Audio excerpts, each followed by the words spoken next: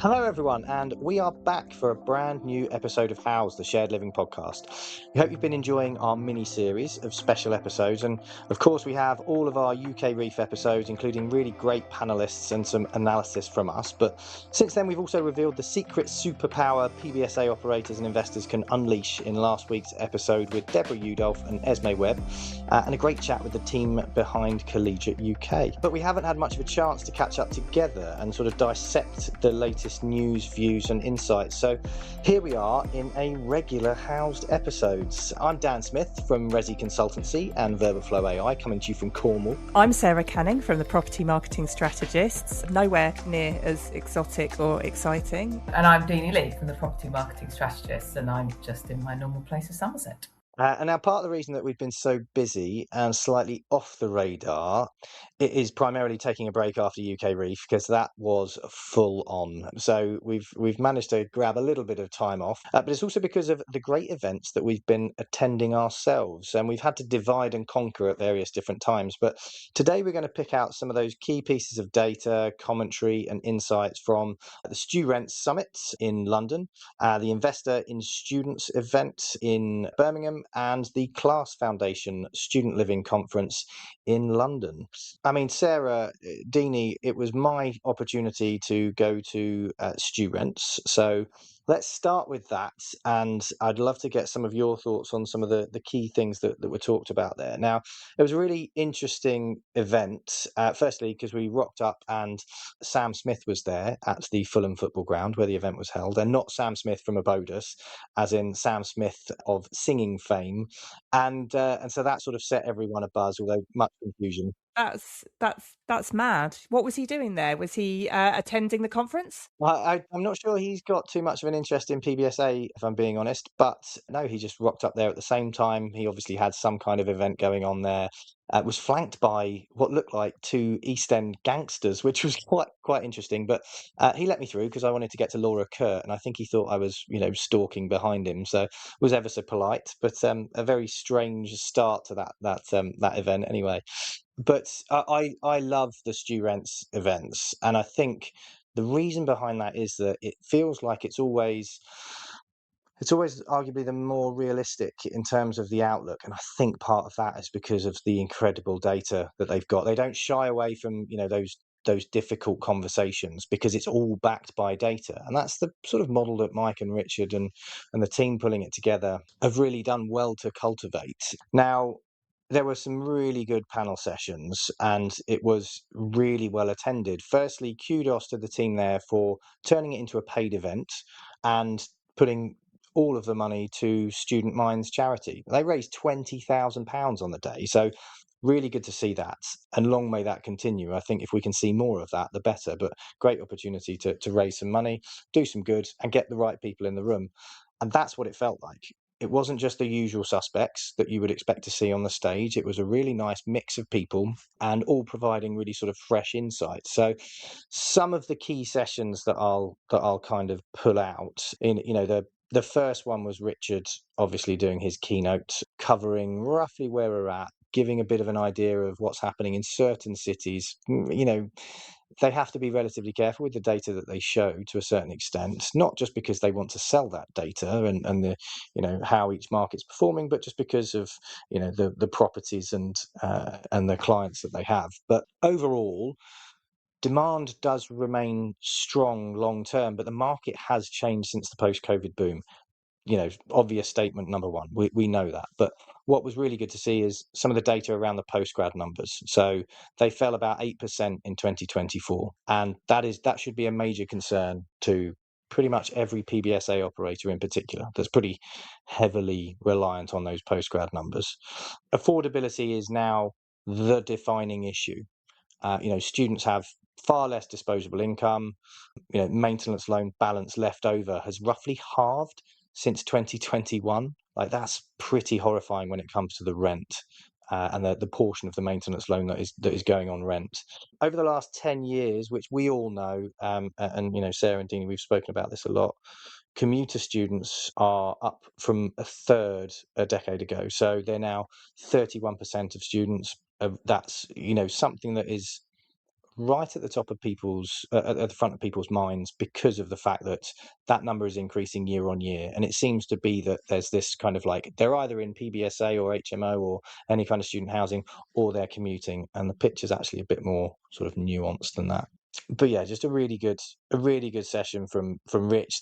I covered a load more in my LinkedIn post, but the good news overall from Rich was that the demand growth required to sort of rebalance, that sort of supply demand ratio is roughly 0.5% a year for PBSA, and about 1.5% with BTR included. So number of students, etc.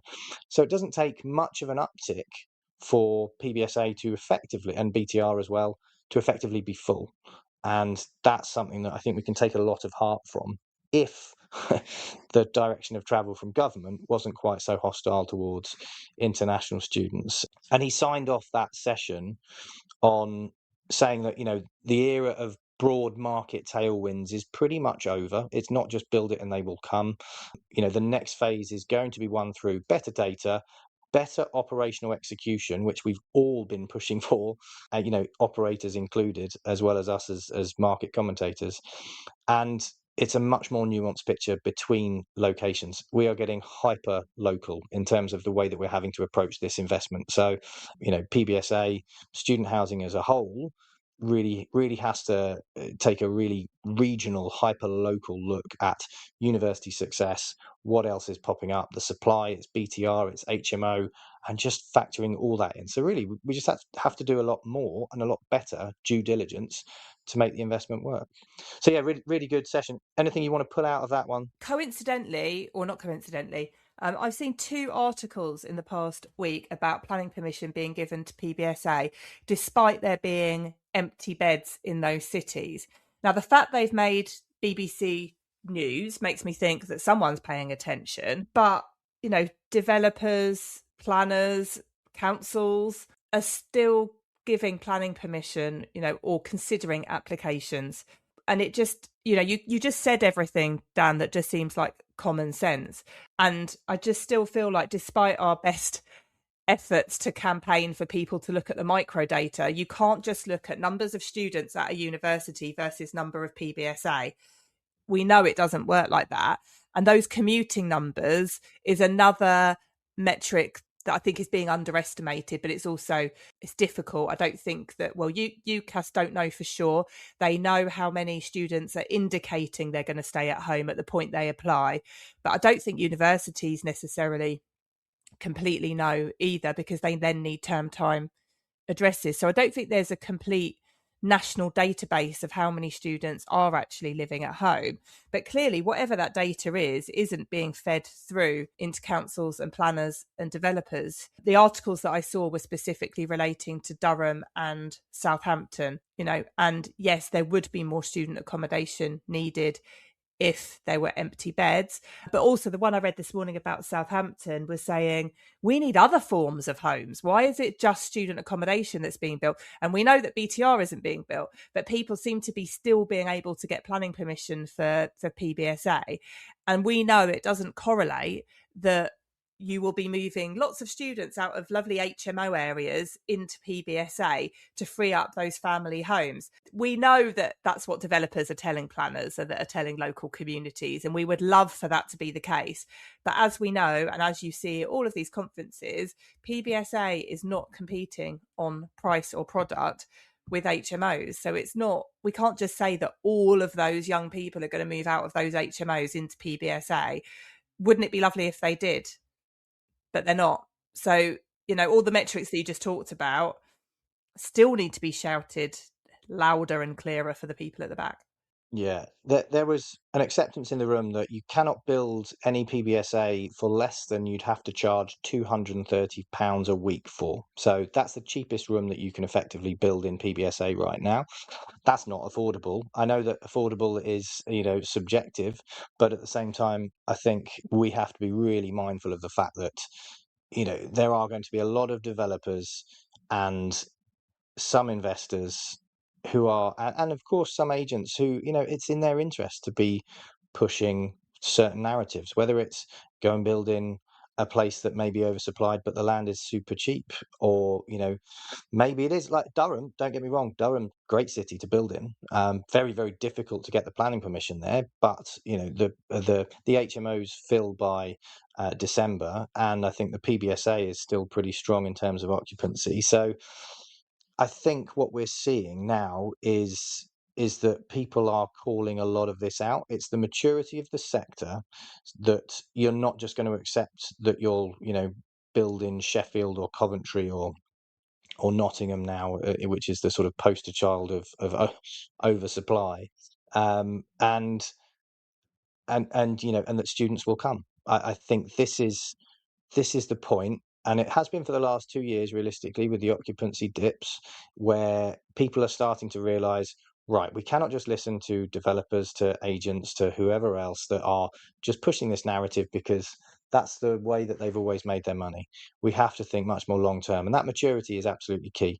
So I think that's one thing that came out of this event for me. And we had Lucy Keeling from Collier's on stage as well, um, being super upfront and transparent and saying, yes, it's a lot harder to make the money that we had, that we'd seen for the last 5 years or so, and that post-COVID boom seems to have normalised. She was measured in the way that she talked about it, of course, but it was just really nice to hear an agent on stage being really, really, I don't want to say honest, because I think all agents are honest. There's a certain amount of storytelling that goes into how they push their narrative, and I think that it was just good to hear that there's a bit of realism in the market now. But I think the planners don't care. They'll sign pretty much whatever, if we're being honest. And I think there's a lot less understanding from planning, apart from in the likes of Nottingham, as to who's actually going to live in those buildings and what it actually means to have PBSA in a city. I just wanted to come back on the it can't be built for less than £230 a bed. Do we need to? Because I've heard that a lot, and that's generally the considered view. But is it almost a bit defeatist that actually that's not quantified by anything? That's not quantified by being within X distance from the university, by whether that's ensuite, by hitting the requirements for social space, by being en suite rooms, by being a studio. Just because it kind of doesn't open up opportunities if we're just saying you can't build it for 230. What's the investor returns on that 230 per bed? So unless we're talking about actually this is the makeup of all this, it closes down that conversation. It closes down that opportunity. That it kind of says, well, you can't build it for that, so therefore let's move on. Or based on everything we understand now in the market, we can't build it for that. Or am I just being a bit rose-tinted or argumentative, maybe? I think there's a focus on, can we do what we've always done and get what we've always got, and that was really stellar returns, and you could build something in anywhere reasonably central or even outside a ring road, and be able to flip it pretty quickly to a credible owner operator or anyone else, some Middle Eastern capital or whatever it might be. But that's not the case now. The sort of short-term flipping seems to be less of a focus, and that's where the maturity is really showing itself in the long-term capital that's coming into the market with the various new entrants, Australian Super being one of the latest ones, thinking long-term, thinking of this as an income play and an asset value play. And I think that's where, talking about the £230 number, that's something that is based on previous returns effectively. So it's tough to make it stack up. Lots of talk of viability, lots of talk of affordability. Everyone's a bit bored of those buzzwords now, but realistically, they are here to stay. That's what we're going to be talking about consistently for the next 5 years at least. And that viability and affordability is still absolutely key. And just the last two sessions that I wanted to quickly cover on StuRents. Great session by Paddy Jackman with Brian Welsh, Neve O'Connor, Saurab from University Living, and Karen Best from PwC. Bit horrifying as to the situation with UK universities, to be completely honest. Karen Best gave a bit of a warts and all approach to that. Lots of talk of no talk of any universities going bust or anything like that. Although I did just see that one university has had its CAS license revoked already. Seemed a bit of a spurious university blooming something or other. Genuinely don't hadn't really heard of it, to be completely honest, but either way, that's a bit of a concern that CAS licenses are starting to tighten up, so finances are going to get squeezed even further. And then just that there will be probably some more mergers. We've seen that there have been a couple of mergers recently. That's likely to happen more and more, and we'll probably end up seeing the rise of the super group. We called that last year when we first heard about Kent and Greenwich merging, and I think that is the direction of travel this year. So not expecting any unis to go pop, which is great, but likely to be some more mergers, which overall could slim down the student numbers there. There's a really good speech from Brian on the panel as well, just talking about the fact that a really sort of, again, warts and all approach of saying, yes, it's not quite as easy as it was, but the opportunities are definitely still there for the right capital, the right return profile in the right places. It's really that, it is that simple. It's that binary almost of saying, you know exactly what to do. You cannot just build it and they will come, but there's a way to extract maximum value from those assets, and it's by running it really effectively operationally. So Brian's well set up for that. Neve was super focused on the fact that she's had to become a bit of a space maker and a placemaker, as it were. So you can't just think, I've got this land, I'm going to build a PBSA. You've got to start thinking about that whole community area. So yeah, that was really good.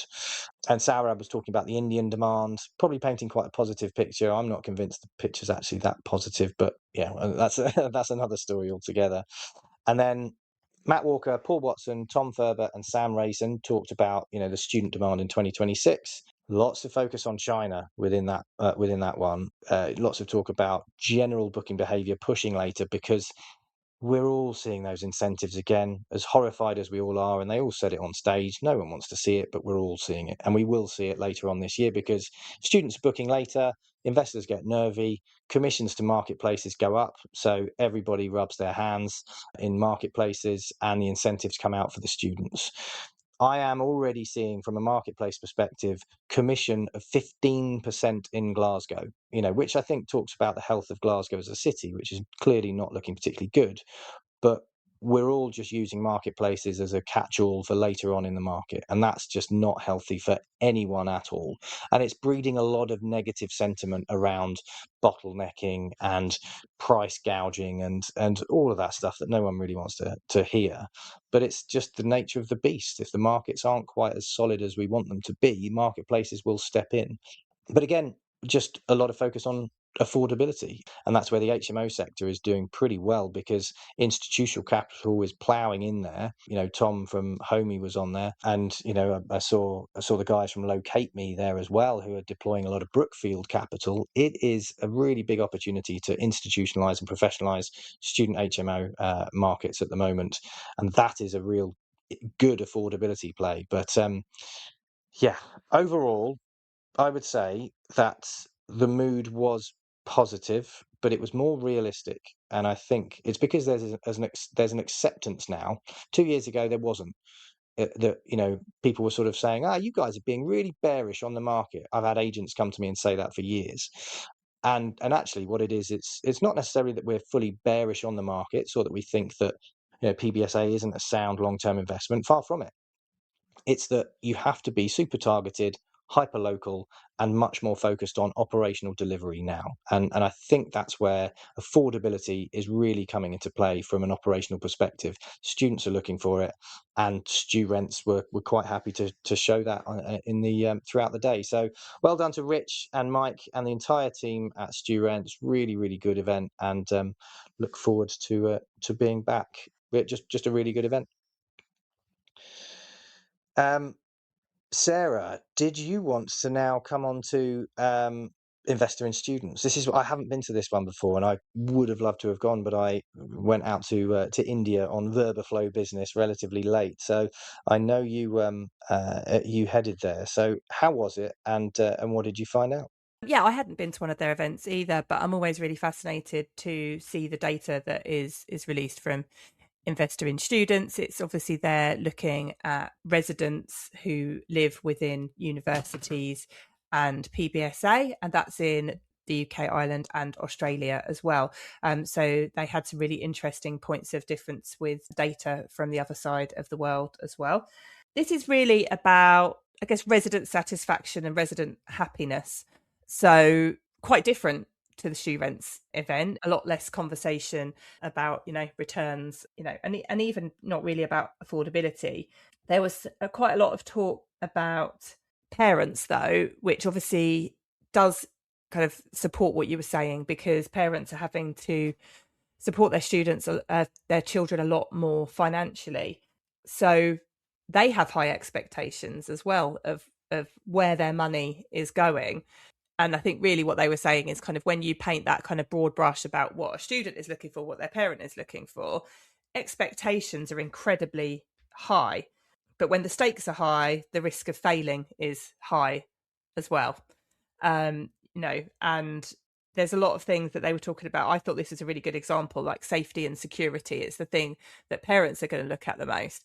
But nobody is going to say, hey, I got 9 out of 10 for, student satisfaction regarding safety, because it would throw massive questions about that 1 out of 10 that, of students that might not. So people kind of don't talk about it. There's no kind of metrics about it. Everyone just says, my building is safe and secure. And, and people have to kind of believe it. So I thought that was quite interesting. And we had a really interesting debate actually over like one of the coffee breaks about how involved parents should be. The contract is with the student, they're over 18. Yeah, how much communication should an operator or university have with a parent? Seemed like there was a lot of talk about that. I heard a lot of feedback and saw it on a WhatsApp group. Yeah, there's a lot of feedback on parents are a serious channel that we need to be considering a lot more in terms of the decision making. And maybe that's because university is now so expensive. It's not just a decision about value that a student would take themselves. But yeah, it was really interesting to hear. Yeah, no, that was an interesting conversation. Other things that were discussed was about kind of the impact of a bad check-in, that kind of initial welcome and the impact that it has. So 57.8% of students who have had a bad check-in become NPS detractors. So you could probably do anything else that you want later on, but if they've had a bad experience first, that's going to stick with them. They were talking about kind of overnight arrivals, and that you've got to look at your welcome dependent on the different cohort. A first year cohort welcome will look very different to a second and third year cohort. Overnight arrivals from international students would look very different. And there was also a question about, can the expectation be too high? I mean, I feel like I've experienced this in the companies that I've worked for before. The red carpet, the fireworks, the coffee stalls, the events, 27 staff on site, all come to do this check-in weekend, and you can't keep that up.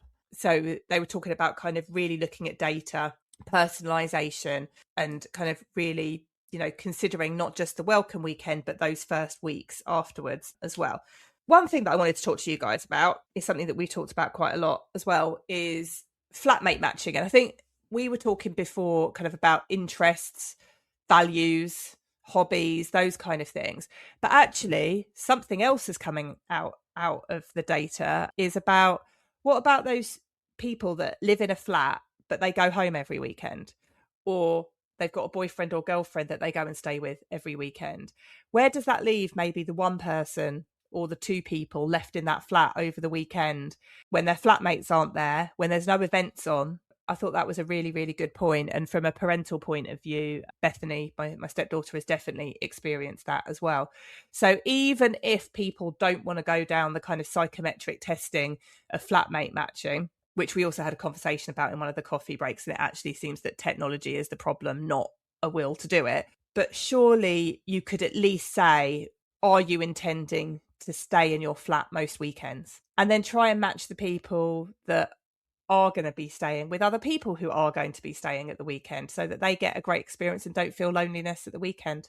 What do you guys think about that? I think it's a very valid point. I think it's always going to be tricky, I guess, because I guess most of our systems are moving towards a student books the room scenario, which is where the flatmate technology needs to be part of that booking process.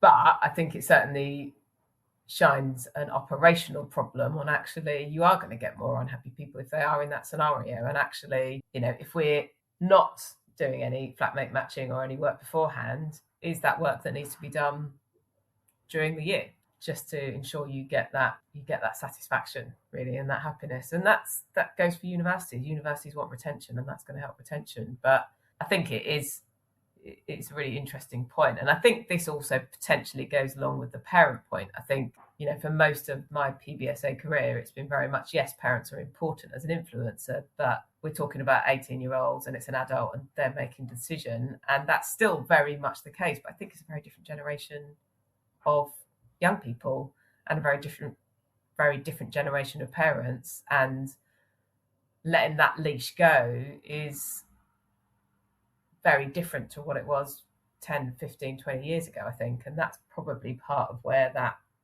engagement and influence of parents is greater and even stronger, because that connection between parent and child is not stronger, that's not the right word, but there's definitely more of a protection level there, I think, than we've probably witnessed in previous generations. I think this is where the US is miles ahead in terms of their flatmate matching or roommate matching, whatever you want to call it, because most of the PMSs have their own built-in flatmate matching, and that is all done pre-leasing. And then there is an ongoing piece managing, like, is this panning out how you were expecting in terms of your flatmates and the dispute resolution. And I think that's where UK and European operators are still pretty good managing that community and how harmonious that is. But yeah, we all just need to do a better job of thinking about that roommate matching. It was painful going through that manually when I was at Nido. And I'm sure you guys have both been through that process as well. And it's not just as simple as keep the postgrads away from the undergrads and never the two shall meet. And maybe don't put Indian students with other students or Chinese students with other students, because some of them want to cook all together and some of them just want to be in their rooms, and all of these different typical stereotypes that come into play. But I think there's almost psychometric testing that goes on in the US, to be completely honest, to really fully define who you're going to want to live with and how successful that would be. And as a result, I think the rebooking rates are much higher in the US. Actually, I will corroborate that. I'll get some stats behind it. But everyone I've spoken to has far higher rebooker rates than I was expecting when I'm in the US, and that's some pretty big portfolios. You're talking sort of 40-50% a lot of the time, whereas I think sometimes in the UK we're happy with sort of 20 or 30%, and that would typically be, well, I would say probably because we have more of a focus on postgrads, but equally, I think it's probably because of the way that the communities are curated before anyone's even moved in. But yeah, really, really good point there. Yeah, other things that were talked about. There was a very lively debate about opening your doors to people who don't live in your accommodation. How far should you go? Could PBSA become a hub for commuting students? I also had a really interesting conversation with the Lavender team about short-term lets and how there's still a kind of attitudinal difference from staff as to whether somebody is a short-term resident or a long-term resident, and why should that be. And that's a strategic decision that comes down to training. And I think the sector is going to have to adapt their attitudes to this a lot more. There are going to be people that are going to be on shorter lets, longer lets, and they're no less valuable than anybody else in the building as well. There was also a nod to university strategy, which is something that Deanie and I experience with some of our client work as well, is that strategy versus recruitment and commuting and accommodation, and it not being a lined up approach. Obviously, there's going to be empty beds on campus if you're concentrating on a commuting cohort and getting them into courses as well. Work from home as well, has that contributed to the commuting shift? I thought that was a really interesting conversation. Young people are very much used to their parents sitting at home like we do most of the time, on the computers, and that we're fine. We're not lonely, but actually kind of, I guess without clear demonstration, and we talked about this a lot at the conference, And I question it again and again and again. People keep saying, we've got to talk about community more. We've got to, show the benefits of living at university. But I'm still not seeing it. I don't understand. I don't think that's shouting about louder. All we're seeing is university wasn't worth it. It wasn't worth the loan. It wasn't worth the debt. So again, if we want to get people out of their homes, the same way that, the commercial office industry has shifted in the years following COVID. Before, nobody worked in an office, and now offices have had to work really, really hard, and companies, to get people into the office. And that's through flexible work, but it's also through to the benefits, the environment, the community. I got sent a brochure for this amazing co-working well-being community in Northampton today, and I'm like, God, that looks amazing. People are having to work harder, but I'm not seeing that from universities either. Like, what will persuade them to live on campus? Anyway, that was Investor in Students. There was so much. Yeah, more questions than answers, but at least conversations. Good. And then Deanie, Class Foundation, Student Living UK. How was that? It was brilliant. As always, the Class Foundation conferences are great, well attended. I actually was fortunate enough to attend a round table the day before the actual event, which was a meeting of associations, where we had UPP Foundation in the room, Unite Foundation, UKRE's PBSA board, someone from ANUC, and myself and IIS. So it was brought together by Kellyanne with a view to really bringing together all those people that have a voice in the sector and ensuring that we are collectively building that voice and shouting about the things we need to shout about in terms of the good that the sector brings to universities, to students, and equally enabling us to talk about the challenges that are facing to enable to keep on doing that good. And Sarah, the things that you just talked about there about the lack of positivity in university, either just going to university in itself or going away to live at university is non-existent. And we're just getting that negative news came up really strongly around actually we do need to do more. And obviously talking about the regulations and all the other things that came out over UK REEF around the challenges it is around building that we've already discussed. But it was a really refreshing approach and conversation across that room of actually we can all sit here and moan about it and we can all complain about it and we can say we need to do different things. But actually that was a moment that Kellyanne was bringing people together to say, well, let's do something. It was the first meeting of that group of people, and I think there will be more. It was really great. Matt Merrick from IQ was there, and he was there as a member of the UKRE's PBSA board. So it was really great to hear the work that they're doing around trying to build those relationships with key people, stakeholders and key people in the government.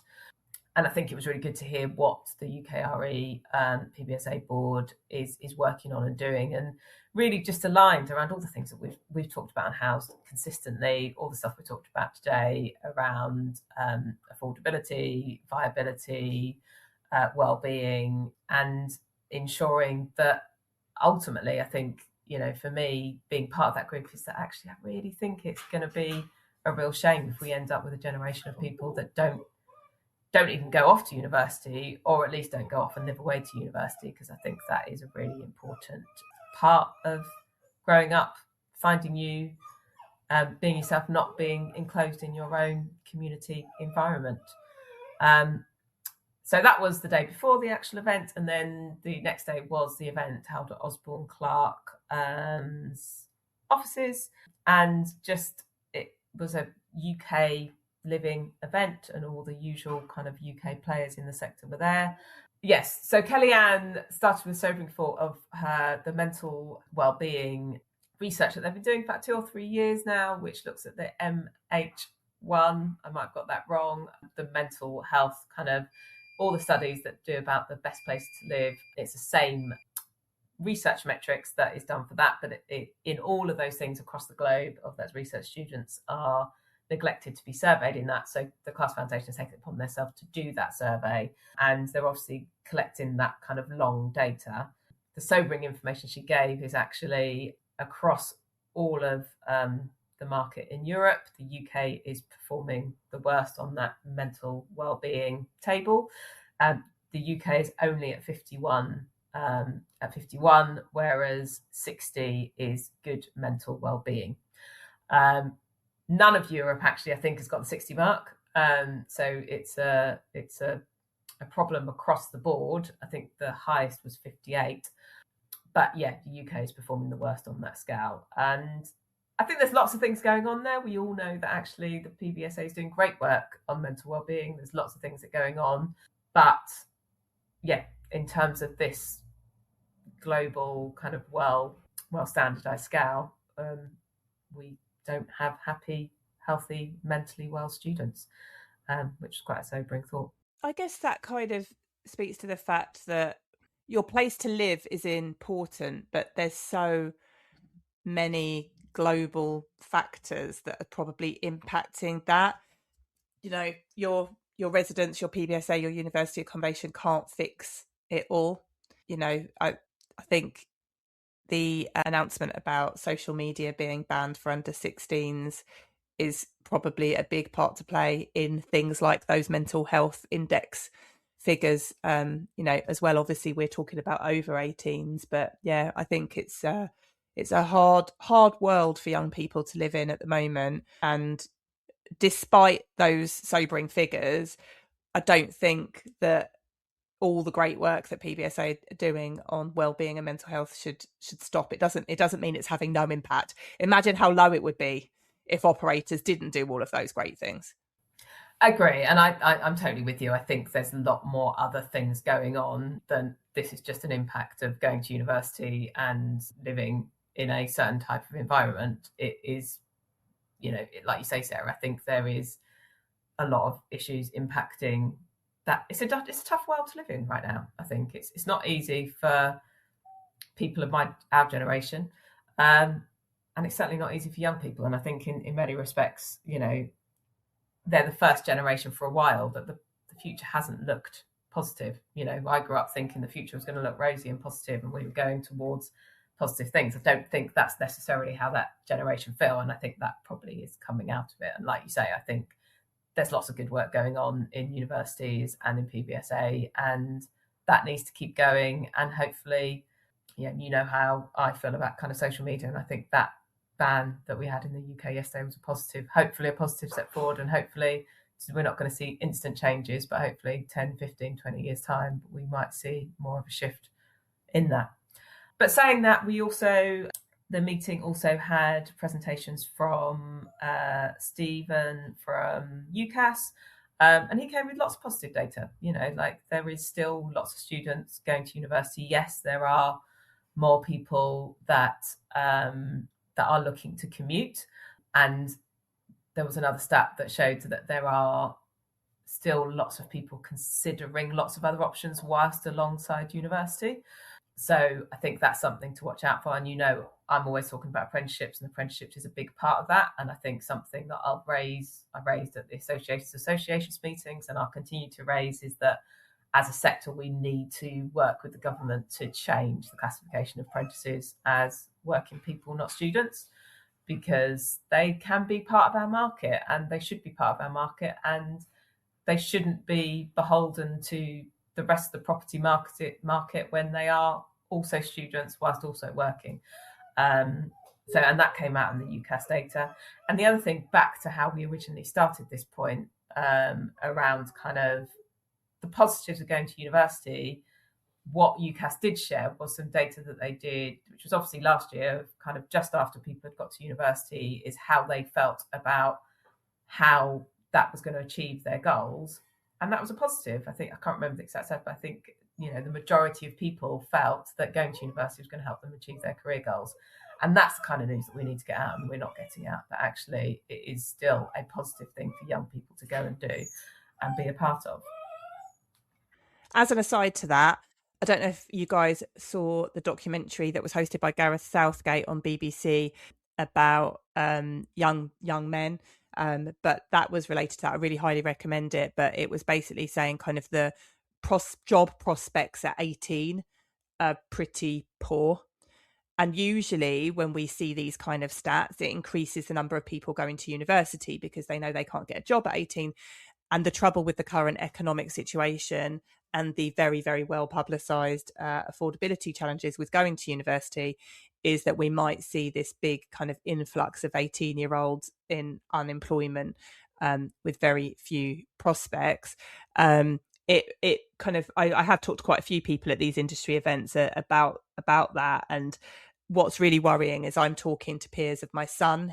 He is year 9, so we're talking about kind of 14-year-olds, and pretty much all parents of pretty smart kids who could go to university are saying, why would I encourage my son to go to university? It's going to cost too much money. But they're not thinking, well, what else? What else are you going to do at 18? We know there's not enough degree apprenticeships, but I want my son to either go and do a traditional degree or a degree apprenticeship, because I don't want him entering that job market at 18, because the mental impact on these young men who are unemployed, the struggle of applying for jobs, not getting feedback, the struggle that they had with not having money, so not being able to go out and enjoy their lives, like some, maybe some friends that did have jobs, not being able to afford to go on dates with girls or boys, that meant that they were very, very isolated, and they spent most of their days in their houses playing PlayStation because they literally had nothing else to do, no purpose. So I think the whole sector really needs to do a lot more to encourage people to go to university, because this country is sleepwalking into an unemployment crisis. Well, this is what we talked about more recently, and we've talked about it on the podcast. I've talked about it a lot on LinkedIn as well. How yes, universities have got a lot of work to do to showcase the value to students who are really questioning quite seriously whether it's worth going to university and getting a degree. That's on universities to show that value in an era of AI and in the cost of living crisis. Is it really worth it? But they're grappling with their own financial difficulties already at the moment. They're all going through restructuring, and it's, there's no sort of cohesive strategy that we can see from government to support that. I think it's so important that we really showcase that value that life experience brings, moving away from home, living with other people from different backgrounds, different nationalities, and different cultures. And I think that is arguably what we're going to start seeing as being the USP for university. The fact that you actually get to live as an adult independently on your own 2 feet. And I think that's where we've currently missed a trick, because we've left universities to do all of the PR work for it. And now the living sector is so fully entrenched in it, even though commuter students are increasing. I think we have to do a better job at talking about that life experience. But that means that everyone has to actually do a better job of showing that value, of delivering that value. It's not just about putting on more events and whatever else. The focus on wellness and mental well-being and all of that, I think that's super important. And how can we ensure that we're showcasing the life experience alongside the academics? That's one thing I think we all have to do a better job of. To play devil's advocate, I still don't think people think that living experience is worth the money. And you've got to think that as well as a mortgage, you are going to have to pay your child's rent as well, because most people will not get a grant, because the grant payments for living costs or loan payments for living costs are at such a low level that most people will never meet those. So I don't disagree with you, but I think it's much deeper than that. And like you said, that living experience has got to be so damn good that someone's willing to pay 10 grand, 12 grand upwards a year in rent for their young person to get it. I think it needs to go a bit deeper than that, though, in the sense that I think this is about, and I've said this several times, I'm not sure that the current government or the one before is really that bothered about university degrees. I think they're quite happy if people go off to do apprenticeships than going to do a degree. But I think that we need to almost, as a sector, kind of like that. When I speak to people, obviously my children aren't quite of university age yet, or my eldest is just in year 7. But when I speak to my parent peers and they ask me about university, they're shocked at the costs, and they have no idea, because they're not going to start thinking about it until they get to 15, 16, 17. And it kind of almost feels that, I think that, and I've said again this before, that actually we're going to end up in a cycle where it's not the done thing that you do, that you go off to university, and it becomes a culturally thing that you either stay at home to study, or you don't go to university and you go off and go straight to work. And that changes for a whole generation. You've got to get people back to that. But if we leave it where we are, like you say, Sarah, we're sleepwalking into someone, that actually I think we need to activate this generation to say, actually, don't take away that option to go away and study from. And governments have a part to play in that, because there is levers that governments can pull that can help people to build, that can support universities, that can help people to go away and study without it being only an elitist thing. And I kind of feel that we've almost got to raise awareness to this generation that the kids aren't quite there yet, to get them angry and activated enough to say, actually, I want my child to have this opportunity. Don't take it away from them, because that's what will happen. It will get taken away, and we won't have as many universities, there won't have as many options, and it'll only be the lucky few that can afford to go. But that's my 2 cents worth. Totally agree. Yeah, I think on top of that, you've got all of this bad press about student loans as well. And most people completely misunderstood that and don't really understand what a student loan is. But like you said, it's that education younger. I've been saving for my son to do something with at 18, whether he goes to university or travels. But if I had to start saving now, because I suddenly realised that it's only 4 years till my son goes to university, I'd have no chance. But if people had the opportunity to put a little bit of money away much younger, then maybe they would. But you don't think about that when your child's 2. You don't think about it when they're 7. So like you said, by the time you start thinking about all of these decisions, and like you said, young people aren't being talked about, being spoken about it younger either, that maybe that dream is going to be too far out of reach for so many people. I completely agree. Well, that was depressing. It was a little bit. And as ever, we have massively blown through the amount of time that we thought we would take on this episode. We were trying to keep it to half an hour at 50 minutes already. So let's call time now. And so that is a wrap on the latest events from the sector. We couldn't get to attend all of them. We try and get to as many as possible. Do get in touch if you have an event that you'd like us to come to and cover. And we'd encourage you to follow all of the organisations we've mentioned today. Make sure you sign up to their future events, because there is so much to unpack there. We'd like to mention that we will return to our usual series of news, views and insights in September with season 7. So please get in contact if you'd like to be a sponsor. We can't create this podcast without support, and we appreciate our sponsors so much. And we think they get quite a lot out of our the partnership too. We're back next week with a special episode unpacking the voice of the renter with Housing Hand. So tune in to hear more about their latest research. We'll see you then.